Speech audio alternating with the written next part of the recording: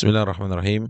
Alhamdulillahirabbil alamin wassalatu wassalam ala rasulihil amin nabiyina Muhammadin wa ala alihi wa sahbihi wa man sara ala nahjihi ila yaumiddin.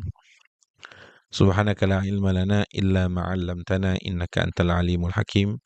Allahumma anfa'na bima 'allamtana wa 'allimna ma yanfa'una wa zidna ilman yanfa'una fid dunya wal akhirah. Allahumma inna na'udzubika min 'ilmin la yanfa' ومن قلب لا يخشى ومن نفس لا تشبع ومن دعوة لا يستجاب لها أما بعد. Assalamualaikum warahmatullahi wabarakatuh. Alhamdulillah, sahabat asli yang dimuliakan Allah, alhamdulillah berjumpa kembali dalam majelis pembacaan kitab atau kajian kitab Al-Hubbu Fillah wa Huququl Ukhuwah. Kali ini kita akan melanjutkan ke pembahasan yang baru, yaitu Afatus Sohbah. Afat as-sohbah. Afat itu bisa diartikan sebagai celaknya atau aib-aibnya pertemanan atau bencana yang membuat pertemanan itu hancur.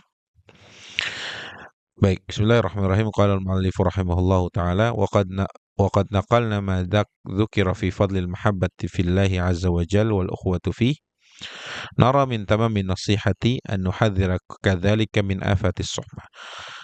Sebagaimana kami telah nukilkan, kata Syekh, kami telah sampaikan di sini tentang keutamaan cinta karena Allah dan dalam ukhuwah gitu ya.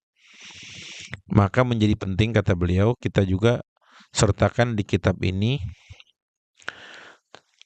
hal-hal atau kita berikan peringatan kepada manusia hal-hal yang mampu merusak gitu ya, merusak kecintaan tadi. Hatta yatimma intifa'una bi hadhihi risalah. Kenapa kita sebut juga? Karena supaya lengkap, sebagaimana ada keutamaan juga kita sebutkan cacatnya yang bisa merusak hubungan seseorang itu apa gitu ya. Allati narju minallahi an takuna sababan limazidi minal mahabbati wa tarabut bainal ikhwan wa kadzalika al-hadar min madakhil syaitan. Yang kami berharap kepada Allah agar ini menjadi salah satu sebab bertambahnya kecintaan dan ukhuwah antar saudara dan yang beriman, juga menjadi peringatan agar menjauhi langkah-langkah tempat-tempat masuknya syaitan. Yang pertama, min afatis suhbah, apa saja teman-teman yang bisa merusak hubungan seseorang dengan saudaranya yang lain gitu ya, atau aib-aib sebuah pertemanan atau cacatnya dari sisi apanya. Kata Syekh, pertama, kathratuz ziyarat wal majalis allati hiya majalisu mu'anasah wa qada watar. Adalah banyaknya saling berkunjung dan ketemu yang itu ngobrol-ngobrol biasa, bahkan seringnya hanya buang-buang waktu. Nah, ini teman-teman harus juga punya apa ya istilahnya, beda waktu untuk ketemu teman-teman itu. Jangan kerjaannya nongkrong sana, nongkrong sini, ketemu sana semua. Itu bisa apa ya? Bisa menjadi potensi keburukan. Nanti kita jelaskan di sini.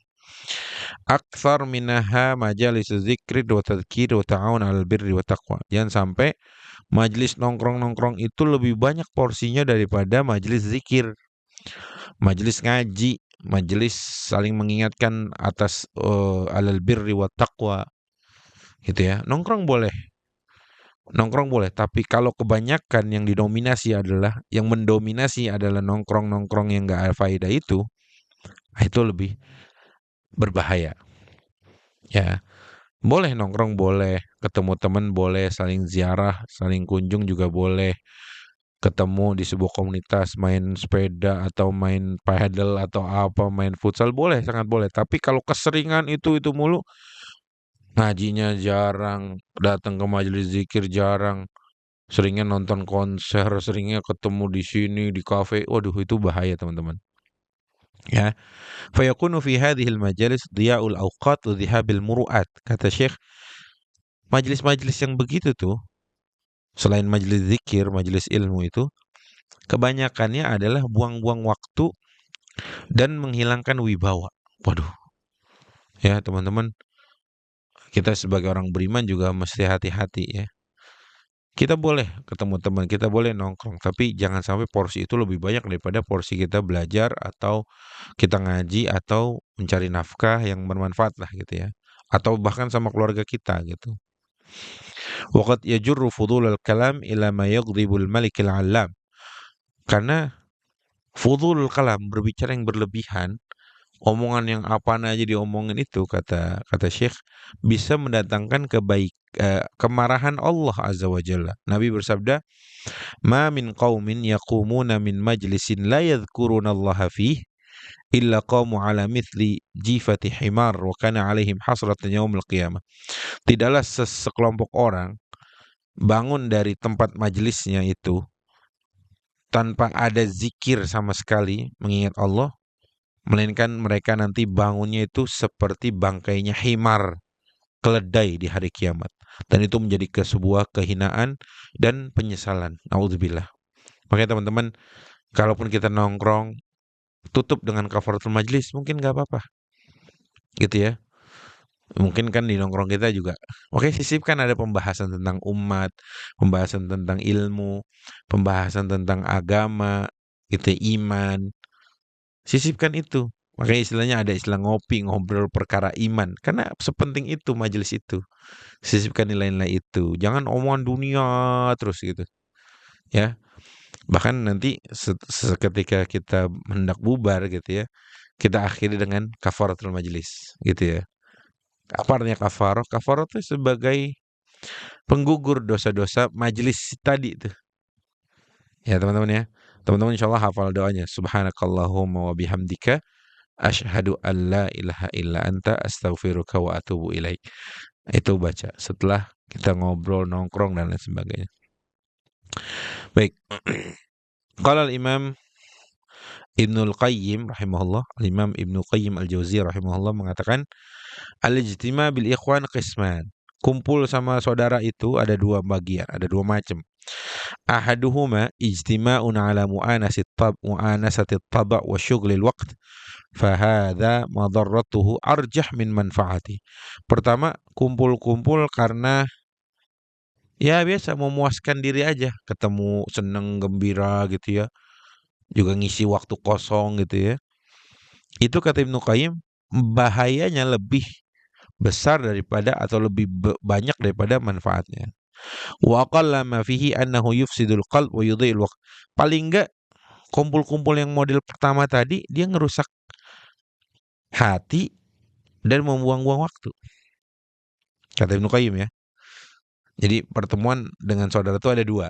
Yang pertama kata beliau, yang lebih banyak mudaratnya daripada manfaatnya, jika seseorang ketemu saudaranya itu hanya untuk udah lama nih nggak ketemu, seneng-seneng atau buang-buang waktu, ngabisin waktu gitu ya. Itu kata Ibnu Qayyim paling enggak dia mendapatkan kerusakan dua hal. Waktunya terbuang sia-sia, hatinya jadi keras. Gitu ya. Baik, ats-tsani, pertemuan yang kedua, maksudnya model yang kedua ini, pertemuan apa ini? Bersama saudaranya itu al-ijtima' bihim ala asbabin najah wat tawasi bil haqqi was sabr. Yang kedua, kumpul untuk bertemu teman-teman itu, kumpul ketemu teman-teman dalam rangka saling menasehati dalam agama, ngaji lah, halakoh lah, liqo lah gitu misalkan. Ketemu lah, ada halakoh misalkan. Kata Ibnu Qayyim, fahada min a'zamil ghanimati wa anfa'iha. Yang seperti ini kata Ibnu Qayyim, ini termasuk ghanimah, harta yang mahal, yang paling berharga, yang paling bermanfaat. Walakin fihi thalathu afat. Tapi di dalam situ juga ada aib-aib yang harus dijauhi. Ada cacat-cacat yang harus dijauhi, bahaya-bahaya yang harus dijauhi. Pertama, tazayyunu ba'dihim li ba'd. Saling muji. Ya. Maksudnya gimana? Saling muji lah. Misalnya ketemu temennya, wah ente Masya Allah gini. Meskipun menyebut Masya Allah tuh ya, tapi isinya pujian-pujian doang. Dan itu mungkin sebagian orang gak nyaman. Apalagi kalau dia duduk lebih dari 2 orang, bertiga, berempat, seakan apa sih tiba-tiba datang main puji-puji gitu terus kayak menjilat gak sih gitu-gitulah ya. Yang kedua kata Ibnu Qayyim, kenapa hal itu bisa jadi juga terjadi dalam majelis ilmu atau majelis zikir gitu ya. Al-kalam wal khiltah aktsar minal hajah.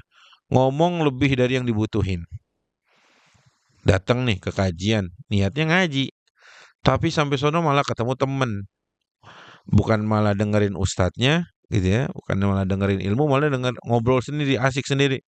Mau yang ikhwan atau yang akhwat, malah bikin acara dalam acara, ini nggak boleh ya. Atau oke, ngaji berangkat, masya Allah niat karena Allah. Kemudian selesai ngaji, ngajinya sejam, nongkrong di kafenya 5 jam, misalkan kayak gitu. Nah itu kurang baik juga gitu ya. Yang ketiga, ats-tsalitsah an yusira dzalika syahwatan wa 'adatan yanqati'u biha 'anil maqsud. Wa bil jumlah فالاجتماع والخلطة لقاح إما للنفس الأمار وإما للقلب والنفس المطمئنة والنتيجة مستفادة من اللقاح فمن طاب لقاحه طابت ثمرته وهكذا الأرواح الطيبة لقاحها من الملك والخبيثة لقاحها من الشيطان وقد جعل الله سبحانه بحكمة طيبات المطيبين والطيبين للطيبات وأقصد ذلك. Singkatnya gini, ngobrol, ketemu teman itu ada kebutuhan kita. Seperti apa liqah di sini bisa diartikan benih kali ya. Itu bisa jadi tunas gitu ya, atau ya liqah itu bisa dikatakan kalau tunas itu bagus, buahnya ya ujungnya insya Allah bagus. Intinya itu sebuah kebutuhan juga. Tapi kalau kita mengambil porsi lebih banyak dari yang semestinya, itu yang membahayakan gitu kira-kira maknanya. Ketemu saudara, ketemu teman itu penting. Karena bisa jadi di situ pertemuan kita saling melempar senyum, saling bertanya kabar, saling menasehati. Bahkan kata Nabi, kalau kita ketemu saudara kita kemudian kita berjabat tangan, kata Nabi, "Ma min muslimaini yaltaqiyani fayatasafahani." Tidaklah 2 orang muslim bertemu berjabat tangan melainkan kesalahannya akan rontok dari sela-sela tangannya, misalkan kayak gitu. Berjatuhan itu kan Masya Allah. Tapi jika kita mengambil porsi yang lebih, bahkan malah lebih mendominasi porsi yang kurang bermanfaat ini, nah itu yang sangat berbahaya gitu ya. Tadi ya, jadi aib-aib persaudaraan itu yang bisa merusak persaudaraan itu malah sering ketemu tanpa maksud yang jelas, tanpa tujuan yang jelas, apalagi sampai melalaikan. Naudzubillah. Kemudian yang kedua, min afatis suhbah wal ifrat fil hub al-ifrat fil hubbi wal bughd. Berlebihan, lebay dalam benci dan cinta. Tetap sesuatu yang berlebihan itu nggak baik. Mau terlalu cinta nggak baik, mau terlalu benci pun nggak baik. Baik, ya gini ya. Ada satu riwayat dari Zaid bin Aslam dari ayahnya qala li Umar bin Khattab radhiyallahu anhu, kata Zaid bin Aslam, Umar pernah berkata kepadaku radhiyallahu anhu, ya Aslam, la yakun hubban kulfan wala bighadin talafan kalafan wala baghduka talafan. Jangan sampai cintamu itu berlebihan, ya merusak gitu mungkin ya.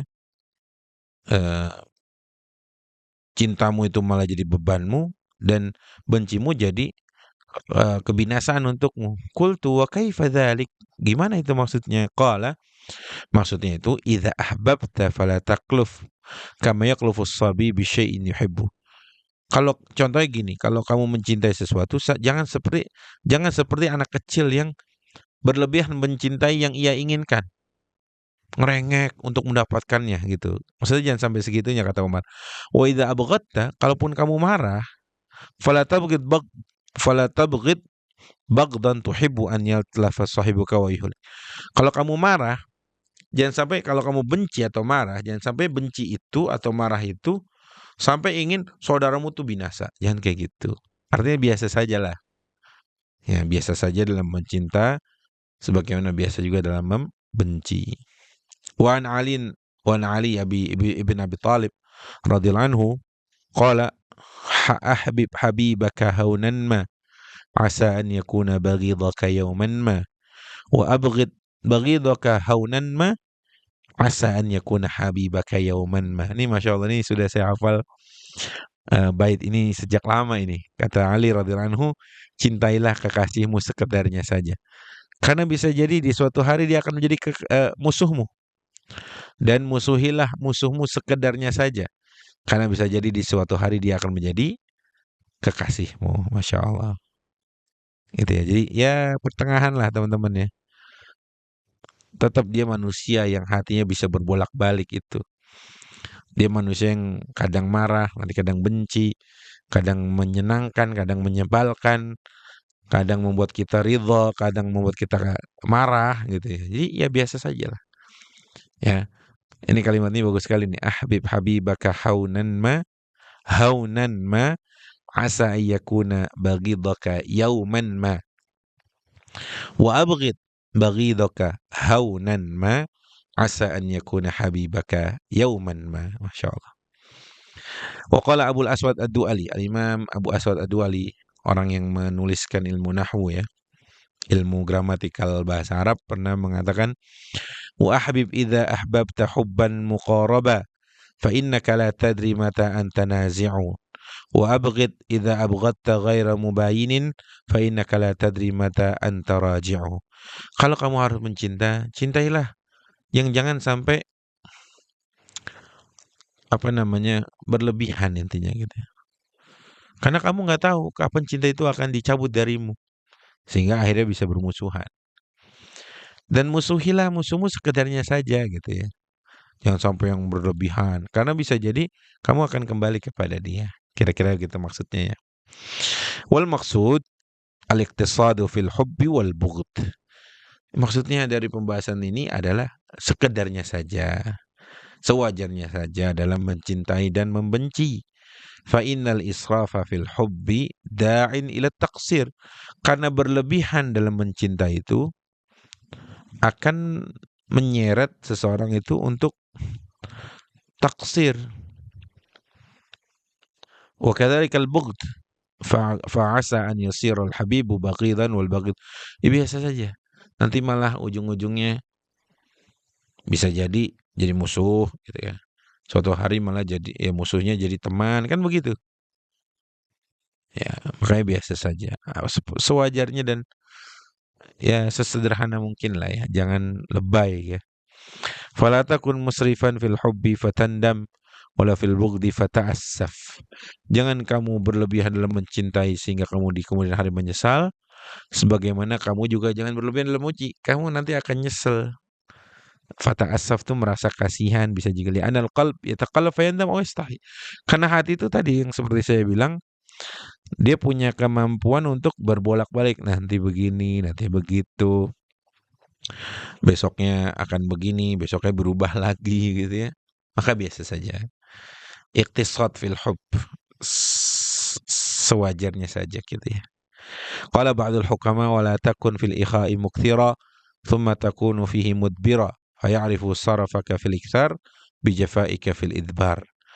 Kata para hukama, orang-orang yang ahli hikmah mengatakan jangan sampai kamu berlebihan mencintai seseorang. Kemudian setelah itu kalau lagi marah kau berpaling. Sehingga berlebihanmu saling dalam mencintai itu kelihatan saat kamu lebih sangat menjauh gitu. Kayak akan sangat mental sekali gitu kira-kira. Yang berlebihan itu kan ketika patah itu mental jauh sekali. Ya, jangan seperti itu ya teman-teman. Wa yakhsha ma'a dzalik wa yukhsha ma'a dzalik ma faratil mahabba an yuwafiqahu ala batil aw yuqassir ma'ahu fi wajibin nasihatillah. Karena kalau berlebihan mencintai itu akhirnya nanti apa aja diturutin. Padahal itu kebatilan, nggak boleh. Ya, wah karena dia saudara gue dan saya harus ikutin, saya cinta dia. Akhirnya apa yang dia lakukan kita lakukan juga. Padahal itu sebuah kesalahan, itu padahal sebuah kebatilan, itu nggak boleh. Atau ketika sangat dekat lupa menasehati. Karena saling cinta, saling mencintai, saling deket banget tuh, akhirnya lupa nasihat. Padahal temannya mungkin salah. Nah, hati-hati itu. Wakatan qalibu hadhil mahabba ila bughdin mufarrad. Wa yukhsha inda dzalika ifsya'ul asrar. Kenapa? Kalau berlebihan takutnya ketika patah itu ya. teman-teman. Ketika patah, nanti pun akan berujung berlebihan. Akhirnya saling membongkar aib, saling menjelek-jelekan di publik, di depan umum, saling membenci, saling wah pokoknya ketika patah-patah sekali tadi. Ketika berlebihan, ketika patah tuh menjauhnya jauh sekali. Gitu ya teman-teman ya. Wanil Hasan dari Hasan Al-Basri qala ia berkata, "Ahibbu haunan wa abghidu haunan." Intinya hampir sama teman-teman. Cintailah sekedarnya saja, marah sekedarnya saja, benci sekedarnya saja.